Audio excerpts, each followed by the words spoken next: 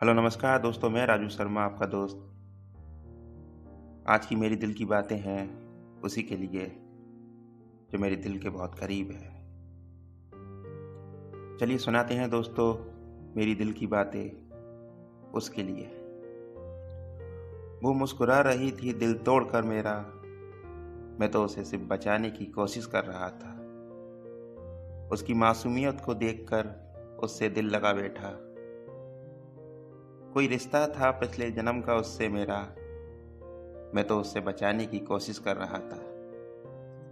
वो ना समझ थी जो मुझे समझ ना पाई, बहुत बड़ा नुकसान कर बैठी वो अपना। मैं तो उसके जीवन में वो खुशियाँ लाने वाला था जो आज तक कभी उसे मिली नहीं। वो इज्जत उसे देने वाला था जो आज तक कभी उसे मिली नहीं।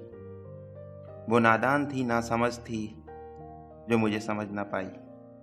मेरे प्यार को ठुकरा कर चली गई, नुकसान तो उनने खुद का करा।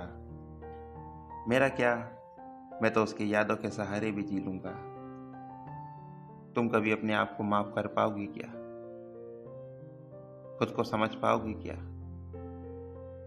जब तक तुम मुझे समझ पाओगी तब तक बहुत देर हो चुकी होगी। हो सके तो जल्दी सही रास्ते पे आ जाना। ये तुम्हारे लिए था, मेरी दिल की बात है।